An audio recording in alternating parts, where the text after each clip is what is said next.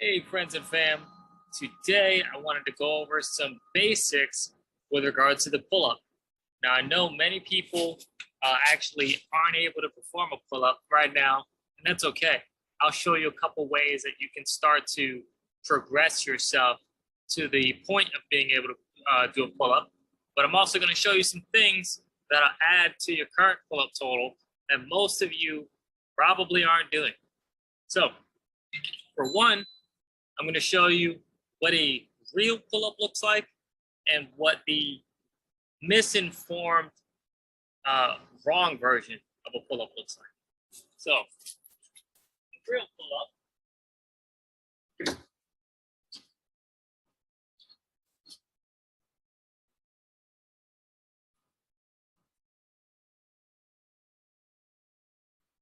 versus the misinformed version of a pull-up.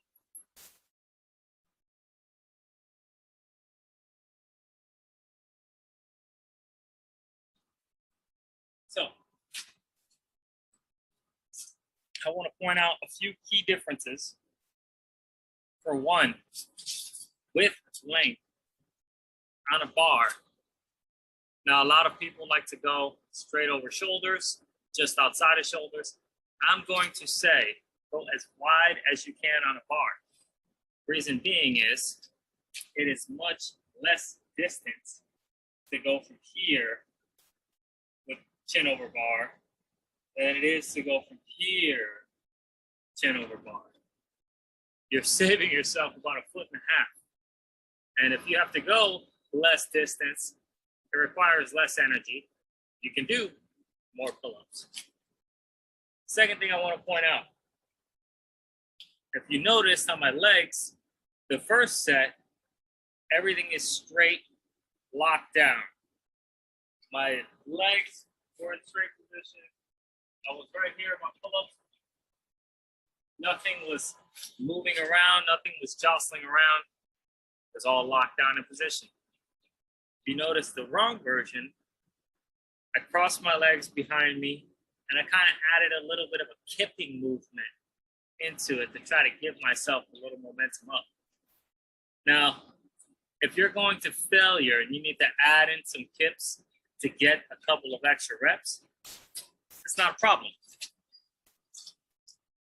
If you're learning how to do pull-ups properly and you're trying to get in good reps for every set, then we need to talk about locking everything down, keeping your core engaged, keeping your glutes activated, and keeping your chest up. This is the third point I'm going to point out with regard to pull-ups. Many people will pull up will simply pull from here. Now, what that does is brings your arms into the movement a whole lot more than what they should be. The pull-up, although arms are involved, actually centers around your lats, which are a much bigger muscle group, starting way down here, coming all the way up, basically spanning the length of your back. If you've ever seen someone with really large lats, they look like bat wings, like Franco Colombo. But that's what we're trying to work with a pull-up. We're trying to work these really big muscle groups that are responsible for posture, responsible for pulling movements, for all those areas of strength. And we're trying to activate those and not activate too much of the biceps. To get them involved should only be at that last few inches of the movement. The rest of the work should be done in the lats. So, in order to avoid just the straight drive where we're using biceps, I like to say, think of your chest up. Now, the idea is now we're pulling this way first. So if you see my back, it's more like a pull here. And now the angle that's created is now I'm bringing my chest to the bar from that position. So that's what the pull-up will look like as I'm engaging, going chin over bar. Now that's the optimum way to do a pull-up in order to get maximum lat recruitment. What if you're not there? What if you can't do pull-ups? Great question. You might have a pull-up bar or something that you can use. Even if you keep your feet on the ground and stay supported, you're going to practice at first just hanging. Okay? So you want to get yourself to a point where you can hang comfortably for a good 30 to 40 seconds. This should be the very base.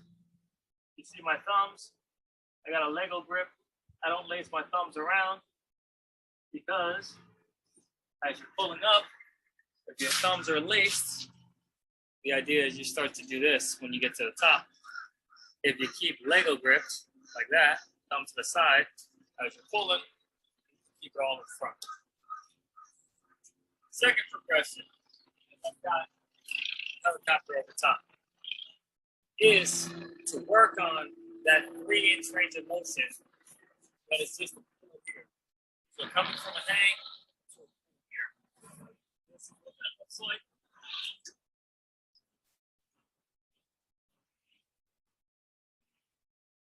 Really just bringing my chest up to the bar, using my lats to initiate that movement.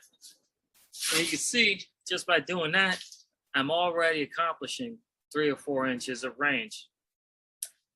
From there, I continue that pull, and then when I get to here is when those biceps kick in for the full pull-up. That'll look like this.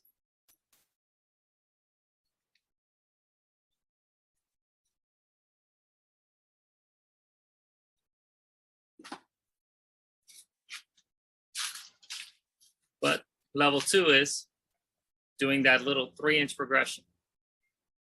Level 3 are slow negatives. So you get yourself up onto a bar, jump up, slow your descent.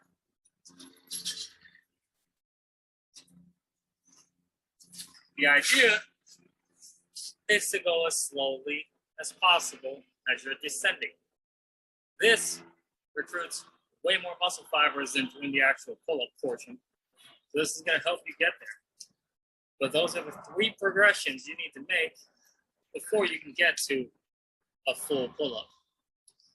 So guys, I hope this has been informative and helpful for those of you trying to build your back, those of you trying to work on all the areas that you got. Maybe you've seen the dumbbell stuff, but you were like, man, I got a pull-up bar and I just can't use it. This is a way where you can build yourself up and be able to use that pull-up bar effectively and get reps in. So anyways, guys, if you need more advice, check out our YouTube channel. There are plenty of exercises up there that are breakdowns so you can know exactly how to do them. We are continuing to add more and more all the time, so stay tuned. Check out our newsletter. If you haven't been subscribed to it, go ahead and ask us how you can do that. Or if you want to work with us, shoot us a DM. We'd love to talk to you. Let's get started, guys. We're going to go out there and make moves and not excuses. God bless.